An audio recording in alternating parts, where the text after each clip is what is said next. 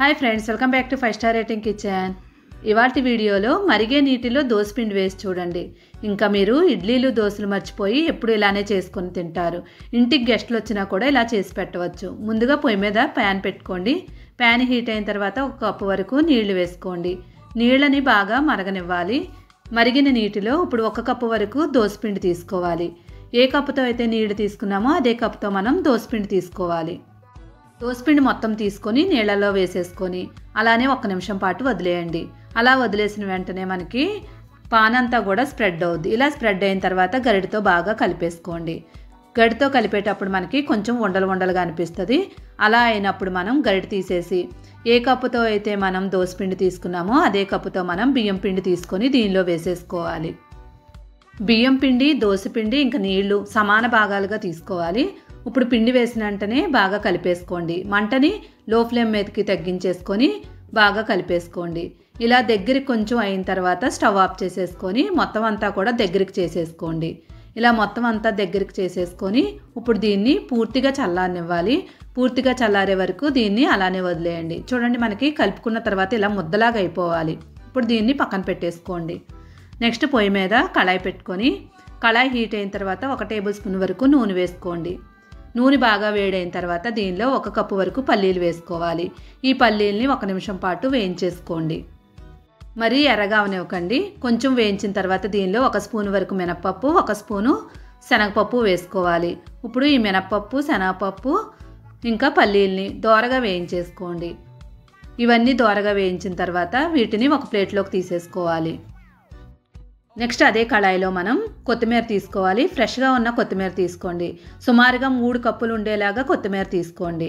ఇప్పుడు కొత్తిమీర అంతా బాగా క్లీన్ చేసేసుకొని ఈ నూనెలో వేసుకొని 2 నిమిషాల పాటు వేయించుకోవాలి. ఇది మనకి దగ్గరికి అయ్యే వరకు వేయించుకోవాలి. అలానే మరీ ఎక్కువగా డ్రై అయ్యే వరకు కాకుండా కొంచెం మెత్తబడే వరకు వేయించేసుకోండి.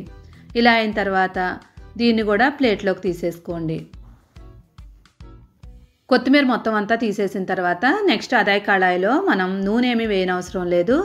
ఒక 6 టమాటాలు తీసుకొని చిన్న ముక్కల కింద కట్ చేసుకొని వేసేసుకోండి. ఇప్పుడు ఈ టమాటాలను ఒకసారి బాగా కలిపేసుకోవాలి.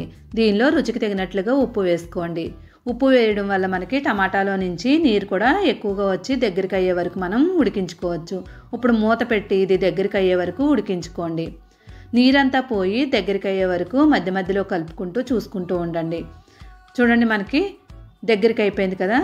ఇప్పుడు ఒకసారి బాగా కలిపేసుకొని దీన్ని కూడా మనం ఆల్రెడీ వేయించి ఉంచుకున్నాం కదా పల్లీలు, అవిని వాటిలోకి దీన్ని కూడా తీసేసుకోండి. ఇప్పుడు అదే కళాయిలో 1 స్పూన్ వరకు నూనె వేసుకోండి. దీనిలో పచ్చిమిరపకాయలు ఒక 8 వరకు వేసుకోండి.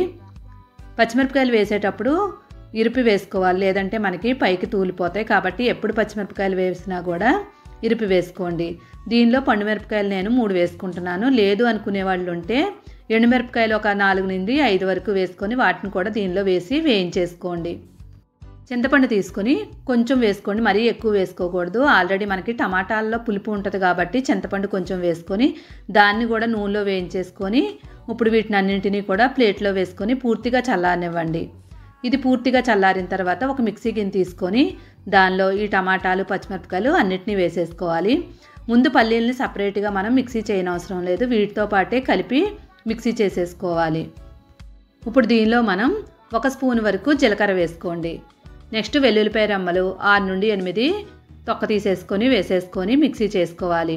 పల్లీలు మనం ముందే మిక్సీ చేసుకున్నట్లయితే మెత్తగా అయిపోద్ది. కాబట్టి టమాటాలతో పాటే మిక్సీ చేసుకున్నట్లయితే మనకి బరకగా చక్కగా తినేటప్పుడు తగులుతూ ఉంటుంది. ఇది మనకి అన్నంలో కూడా చాలా బాగుంటుంది. ఇప్పుడు ఆల్రెడీ మనం పిండి అంతా కూడా నీళ్ళలో వేసి ఉడికించుకున్నాం కదా, దాన్ని ఒక బౌల్లో వేసుకోండి. ఇప్పుడు దీనిలో మనం 2 ఉల్లిపాయలని చిన్న ముక్కల కింద కట్ చేసుకొని వేసేసుకోండి. ఇక్కడ చాపర్తో కట్ చేసుకున్నాను. నెక్స్ట్ పచ్చిమిరపకాయలు ఒక 3 తీసుకొని చిన్న ముక్కల కింద కట్ చేసుకొని వేసుకోవాలి. అల్లం 1 ఇంచు వరకు తీసుకొని చిన్న ముక్కల కింద కట్ చేసుకొని వేసుకోండి. కరివేపాకు కూడా కట్ చేసి వేసుకోవాలి. రుచికి తగినట్లుగా ఉప్పు వేసుకోండి. నెక్స్ట్ దీనిలో 1 స్పూన్ వరకు జీలకర్ర వేసుకోవాలి. నెక్స్ట్ కొత్తిమీర కొంచెం ఎక్కువే వేసుకోండి. ఇప్పుడు ఇవన్నీ వేసిన తర్వాత ఇప్పుడు బాగా కలిపేసుకోవాలి. కొంచెం గట్టిగా ఉంటుంది మనకి పిండి కలిపేటప్పుడు, కానీ ఉల్లిపాయలు వేసుకున్నాం కాబట్టి మనం కలిపే కొద్దీ కొంచెం లూజ్ అవుతుంది. అలానే మరీ గట్టిగా ఉందని నీళ్ళేమీ యాడ్ చేయనవసరం లేదు, అలానే వదిలేయండి. ఇప్పుడు చెయ్యి తడి చేసుకొని రౌండ్ బాల్ లాగా తయారు చేసుకోండి. చేయి తడి చేసుకోకపోతే మనకి చేతికి అంటుకుంటూ ఉంటుంది కాబట్టి చేతికి నీళ్ళని తడి చేసుకొని ఇప్పుడు రౌండ్ బాల్లా తయారు చేసుకోవాలి. ఇలా చేసుకున్న తర్వాత అరిచేతిలో వేసుకొని గారెలు ఎలా వేసుకుంటామో అలా వేసుకోండి. చూడండి, మనకి రౌండ్గా ఉండే గారెలు రెడీ అయిపోయాయి. ఇప్పుడు స్టవ్ మీద పొయ్యి వెలిగించి నూనె వేసుకోండి. నూనె వేడైన తర్వాత ఇప్పుడు తయారు చేసుకున్న గారెల్ని దీనిలో వేసేసుకోవాలి. గారెలు వేసిన వెంటనే కదిపేయకుండా ఒకవైపు ఎర్రగా అయ్యే వరకు అలానే వదిలేయండి. ఎర్రగా అయిన తర్వాత మాత్రమే వెనక వైపుకి తిప్పుకోవాలి. మంటని మీడియం ఫ్లేమ్ మీద పెట్టుకొని వేయించుకుంటూ ఉండండి. ఇలాగా ఎర్రగా అయిన తర్వాత వెనక వైపు తిప్పేసుకొని రెండో వైపు కూడా ఎర్రగా అయ్యే వరకు వేయించేసుకోవాలి. ఈలోపు ఇది వేగేలోపు మనం ప్లేట్ తీసుకొని ఆల్రెడీ మనం తయారు చేసుకున్న చట్నీ ఉంది కదా, ఈ గిన్నెలో పెట్టేసుకోండి. ఇప్పుడు మన గారెలు కూడా రెడీ అయిపోయి ఉంటాయి. చూడండి, కలర్ అనేది మనకి ఇలా ఉండాలి. నార్మల్ గారెలు కూడా ఎంత బాగా మనకు రావు, ఇవి మాత్రం చాలా క్రిస్పీగా ఉంటాయి. నూనె కూడా మనకి ఎక్కువ పీల్చుకోదు. చుట్టాలు వచ్చినప్పుడు కానీ పిల్లలు ఆకలి అంటారు కదా, అలాంటప్పుడు దోసపిండి ఉన్నట్లయితే ఇలా చేసి పెట్టండి. చాలా అంటే చాలా ఇష్టంగా తింటారు. వీడియో మీకు తప్పకుండా నచ్చే ఉంటుంది. నచ్చితే మాత్రం లైక్ చేసి ఛానల్ సపోర్ట్ చేయండి. ఇలాంటి ఇంకా మంచి మంచి వీడియోలు చేయాలనుకుంటే తప్పకుండా సపోర్ట్ చేయడానికి సబ్స్క్రైబ్ చేసుకోండి. Thank you.